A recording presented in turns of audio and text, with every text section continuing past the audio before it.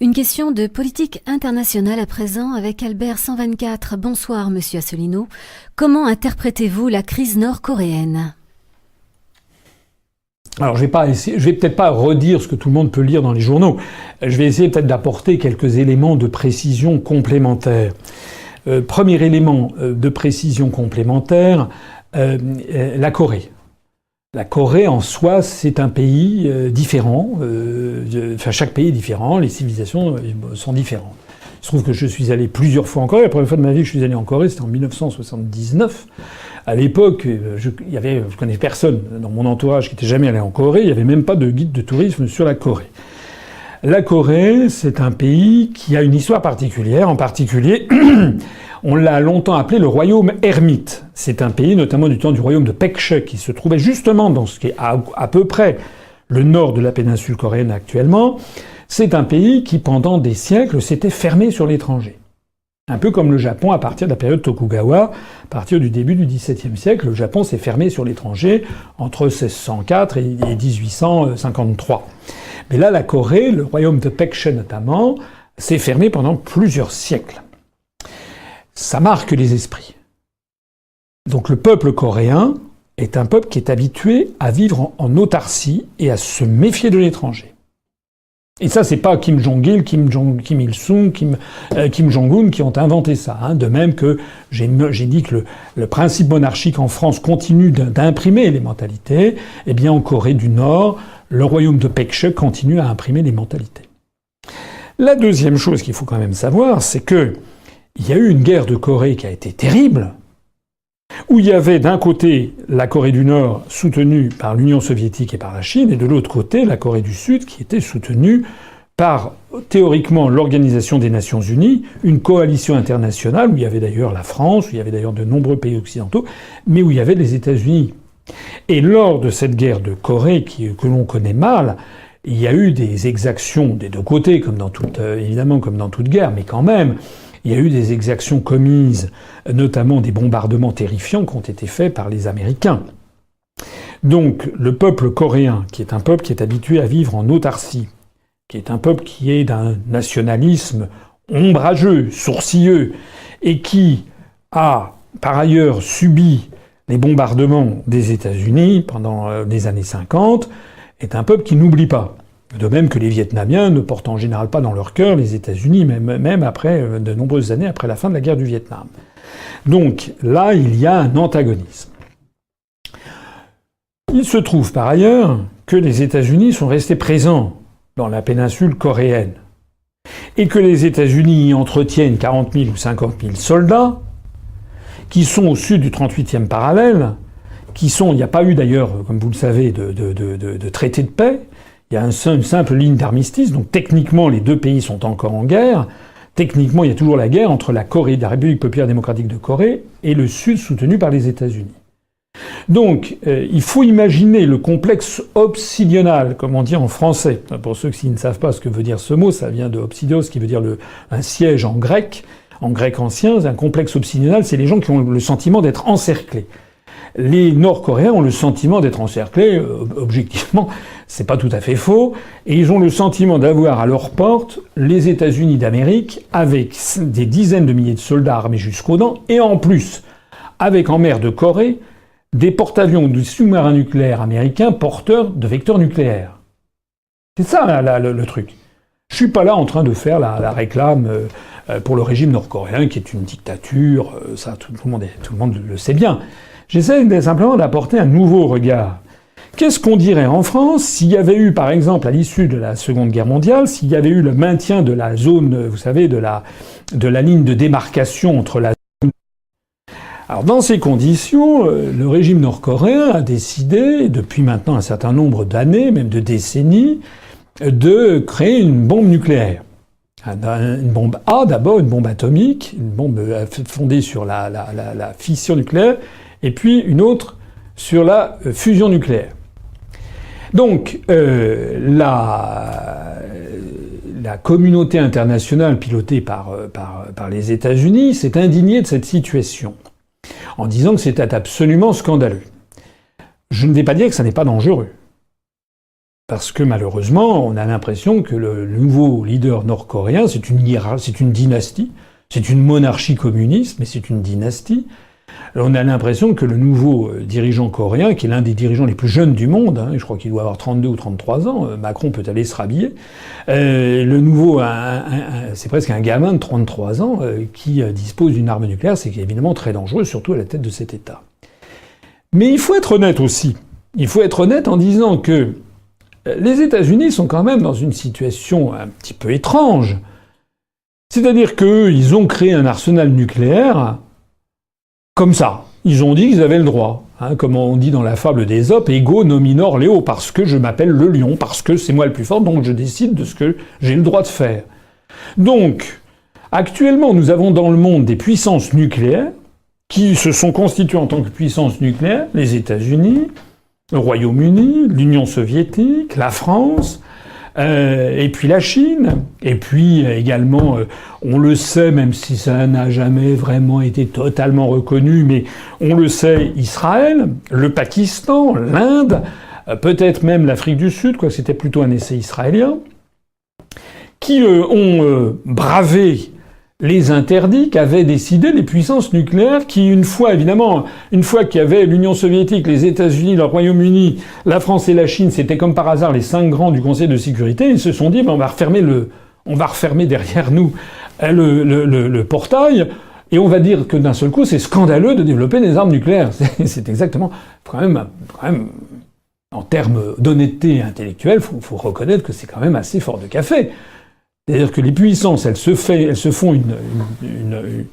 créent un arsenal nucléaire, puis elles disent une fois que nous, le nôtre est fait, les autres, c'est interdit pour les autres. Bon. D'où le traité de non-prolifération nucléaire qui date des années 70. Alors un traité international, c'est un traité international. Il ne s'applique qu'aux États qui ont signé puis ratifié ce traité. Il se trouve qu'il y a beaucoup d'États au monde qui ont signé, avec les 40 États nécessaires pour que le traité entre en vigueur, ont été atteints dans les années 70. Donc il se trouve qu'il y a un certain nombre d'États qui ont signé et ratifié le traité de non-prolifération nucléaire. Notamment, désormais, les puissances nucléaires s'interdisent les essais atmosphériques, donc désormais les essais nucléaires doivent être uniquement faits de façon, sous forme de simulation informatique. Pour ceux qui ont de la mémoire, rappelez-vous que lorsque Jacques Chirac était arrivé à l'Élysée en 1995, la France n'avait pas signé le traité de non-prolifération nucléaire, notamment donc la France de François Mitterrand. Pendant les 2 septennats, François Mitterrand avait refusé de signer le traité de non-prolifération nucléaire, en estimant justement que la France devait pouvoir conserver la faculté de mettre à jour son armement nucléaire.